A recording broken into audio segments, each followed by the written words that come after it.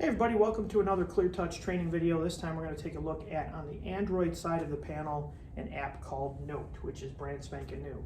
If you happen to go into the ClearTouch Academy at any time, you will see probably training videos for Easy Note. This is an old application that was on older panels. We have actually the newest ones that they're making, so this is called Note.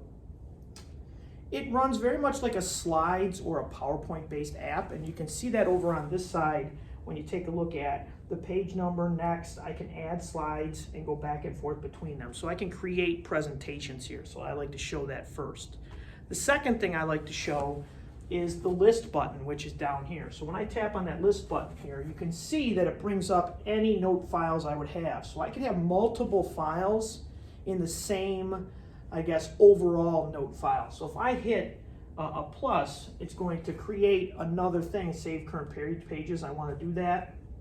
I'm going to hit OK, and now I have the file saved. But when I go back to the list, you can see now I have each page saved as a separate file. So that's what list is for. The next question that you're probably wondering is, how do I change the background of this? Well, that's one of the cool features of Note that I'm going to show you in the basic operations.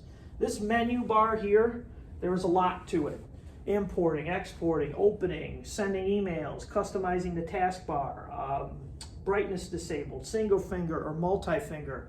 A lot of these will get you deep into the weeds, but the one you're going to use the most besides save or open is the background button. So that's the one I'd like to show you. So when I hit that background button, I'm faced with a lot of different choices. If you've gotten your panel and haven't used Note before and turned it on, it's probably going to have a dark background like this. I can change the color. I can also change the texture, and they have a lot of different textures to choose from. Lines, musical notes, all kinds of different things you see here. I can even add my own pictures if I have them saved to the panel in my Finder. I can hit plus, and I can go and find those and use those again. To choose the texture, let's say I wanted to get some writing lines, pop it on there. All I have to do is hit switch, and there it is for me to write on it. I can do some writing with basic features that I have along the bottom here. I'm going to show you these in a second. But I can share this or exit. When I hit share, much like the Palette app, is it has a share button that brings up a QR code that students can snap with their phone cameras, and it will take them to this page and they can save it for later review, which is kind of neat. The basic operations of this are similar to how actually a smart notebook might run. So I have a select tool, but the thing that's highlighted in default is usually the pen. So when I tap on the pen, I have different kinds of pens, different kinds of pen tips actually if I want to change those. I have my thickness control, so as I tap on one and I begin to write, it will be up there. But once I move from the pen to select, now these things I've drawn become objects, and you can see they don't always remember that they are grouped together as one. So there's ways to do that. So in the select tool, if I go to move my hand at all, you can see this this kind of red dashed line that's there.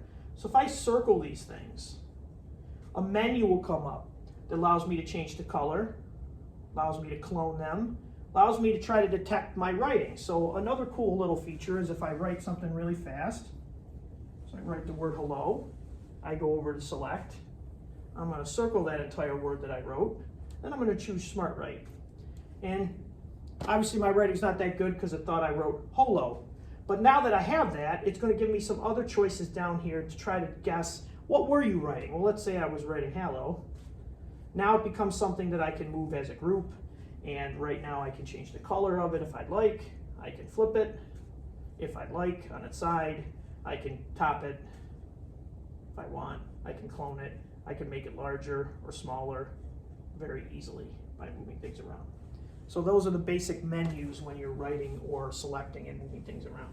Some other things I have an eraser. It is a line eraser. So when I tap on eraser and I draw a red line through anything connected, it will erase it that way. So this erases all the things that I have on the screen very easily. When I write with the pen, I can also, as I write different things here, I can also use my full hand as an eraser. That's an acquired touch that you'll get used to as you use your board more and more. So I have these different things that are here. The other thing I want to show you about the pen is the magic part of the pen, which is all the way the star pen over here on the side. As I draw things with this, it tries to let me know what I'm drawing. So it gives me some choices. As you can see, I'm not that good of an artist because it's not recognizing that I'm drawing a face. But let's assume that it was recognizing I was drawing a football. When I tap on that, it's going to give me that football. Oops, what did I do? I wasn't on the pen or the select tool. That gives me that football that I can move around now. I can clone it multiple times. I can change the color. Those are all down at the bottom and toggling between the pen and the select tool. So let me erase that little mess up that I did. I can clear the whole page by simply hit clean all. Takes rid of everything that I wrote. I have some math tools here. Rulers are cool to use. The protractor is the one that I like to show, because when I have a pen color chosen and I go to write my little angle here, it tells me I have a 50-degree angle, and I hit the check mark, it pops that angle in for me. The ruler is very similar, as are the other math tools that are there. I have a shape tool. I can create different kinds of shapes that I like very easily, 2D and 3D shapes. If I want to add a 3D shape for all you geometry fans out there, that's something that might make your life a little easier. I can create tables. Not a huge fan of tables, but I can create them by dragging my finger, and it pops the table into whatever I'm working on. And then as I create shapes or I do drawings, it keeps it contained. You see on my magic pen in there, when I go back to the regular one, it will keep it contained inside that box that I drew. A little kitschy, a little difficult to use, so I'm not a super huge fan of tables. Remember, we got to hit our select to get rid of stuff we're using. And you can see I dropped the angle on the table. You can see how kitschy the tables are.